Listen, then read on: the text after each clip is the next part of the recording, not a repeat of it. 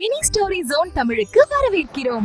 தொடர்ந்து நீதி கதைகளை பார்க்க உடனே சப்ஸ்கிரைப் செய்து உங்கள் நண்பர்களுடன் பகிருங்கள். இளமாறனின் சாகச பயணம். அத்தியாயம் 1. பொன்மலை கிராமம். மேற்கு தொடர்ச்சி மலையின் அடிவாரத்தில் பொன்மலை என்ற அழகான கிராமம் இருந்தது. அங்கே எங்கு பார்த்தாலும் பசுமை போர்த்திய வயல்களும் சலசலவென ஓடும் சிற்றாறுகளும் கண்ணுக்கு குளிர்ச்சியாக இருக்கும். அந்த கிராமத்தில் இளமாறன் என்ற சிறுவன் தன் பெற்றோருடன் வசித்து வந்தான். இளமாறன் மிகவும் சுறுசுறுப்பானவன். ஆனால் அவனுடைய குடும்பம் மிகவும் ஏழ்மையானது.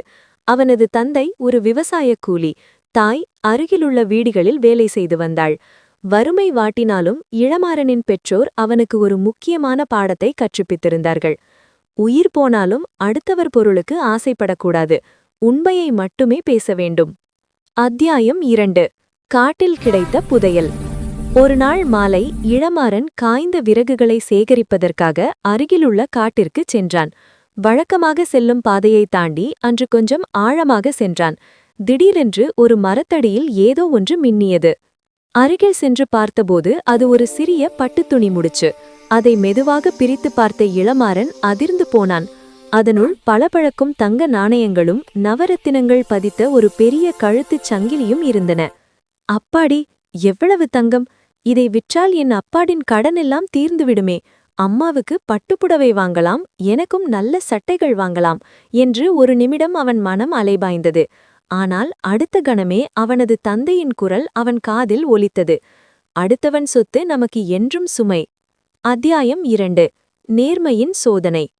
இளமாறன் அந்த முடிச்சை எடுத்துக்கொண்டு நேராக ஊர் பஞ்சாயத்து தலைவரின் வீட்டிற்குச் சென்றான். தலைவர் அப்போது தன் வீட்டு திண்ணையில் அமர்ந்து செய்தித்தாள் படித்துக் கொண்டிருந்தார். நான் விறகெடுக்க காட்டுக்கு போனபோது இந்த முடிச்சு கிடைத்தது. இது யாருடையது என்று தெரியவில்லை. நீங்களே உரியவரிடம் ஒப்படைத்து விடுங்கள் என்றான் இளமாறன். தலைவர் அந்த நகைகளை பார்த்து வியந்து போனார். தம்பி, இதை பார்த்தால் நம் ஊர் ஜமீன்தார் மகளுடையது போல தெரிகிறது. நேற்று அவர்கள் வேட்டைக்கு வந்தபோது தொலைத்திருக்கலாம். நீ எவ்வளவு நல்ல பையன்! இதை நீயே வைத்திருக்கலாமே, யாருக்கு தெரியப் போகிறது என்று அவனை சோதித்துப் பார்த்தார். இளமாறன் பணிவாக, ஐயா, எனக்கு தெரியும், கடவுளுக்கு தெரியும், அது போதும் என்றான். அத்தியாயம் 4. ஜமீன்தாரின் வருகை. மறுநாள் ஊரே கூடியது. ஜமீன்தார் தன் மகளுடன் பஞ்சாயத்து தலைவரின் வீட்டிற்கு வந்தார். அவரது மகள் மிகவும் சோகமாக இருந்தாள். அது அவருடைய தாயின் ஞாபகார்த்தமாக செய்யப்பட்ட நகை. தலைவர் இளமாறனை அழைத்து வரச் சொன்னார். இளமாறன் தயங்கி தயங்கி வந்தான். ஜமீன்தார் அவனிடம், தம்பி, இந்த நகையை நீதான் கண்டெடுத்தாயா என்று கேட்டார். ஆமாம் ஐயா என்றான் இளமாறன். ஜமீன்தார் நகைகளை சரிபார்த்தார். திடீரென்று அவர் முகம் மாறியது. இதில் மொத்தம் 10 தங்க நாணயங்கள் இருந்தன. இப்போது 9 தான் இருக்கிறது. ஒரு நாணயம் எங்கே என்று அதட்டலாக கேட்டார். கூட்டத்திலிருந்தவர்கள் முணுமுணுத்தனர்.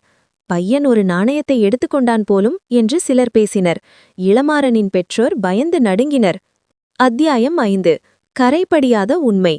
இளமாறன் கலங்கவில்லை. ஐயா, நான் முடிச்சை எப்படி பார்த்தேனோ அப்படியே கொண்டு வந்து கொடுத்தேன். நான் எதையும் எடுக்கவில்லை என்று உறுதியாக கூறினான்.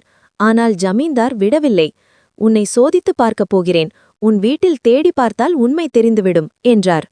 வீரர்கள் இளமாறனின் குடிசைக்குச் சென்று அங்குள்ள பழைய பானைகள், கந்தல் துணிகள் என அனைத்தையும் சோதித்தனர். ஆனால் எங்குமே நாணயம் கிடைக்கவில்லை.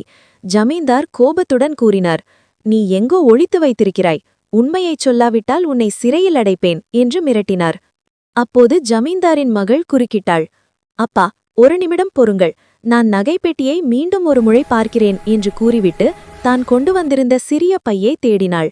அங்கே ஒரு தங்க நாணயம் பையின் இடுக்கில் சிக்கியிருந்தது. ஜமீன்தார் அதிர்ந்து போனார். அவர் இளமாறனை சோதிக்க வேண்டும் என்பதற்காக அல்ல, உண்மையிலேயே நாணயம் குறைந்ததாக நினைத்துதான் கோபப்பட்டார். இப்போது அவருக்கு தன் தவறு புரிந்தது. அத்தியாயம் 6.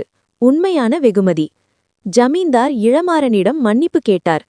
தம்பி, உன் நேர்மையைக் கண்டு நான் பெருமைப்படுகிறேன். வறுமையிலும் உன் குணத்தை மாற்றிக்கொள்ளாத உனக்கு நான் ஏதாவது செய்ய வேண்டும். உனக்கு என்ன வேண்டும் கேள் என்றார். இளமாறன் சொன்னான், ஐயா, எனக்கு பணமோ நகையோ வேண்டாம். எங்கள் ஊரில் உள்ள பள்ளிக்கூடம் மிகவும் பாழடைந்து கிடக்கிறது.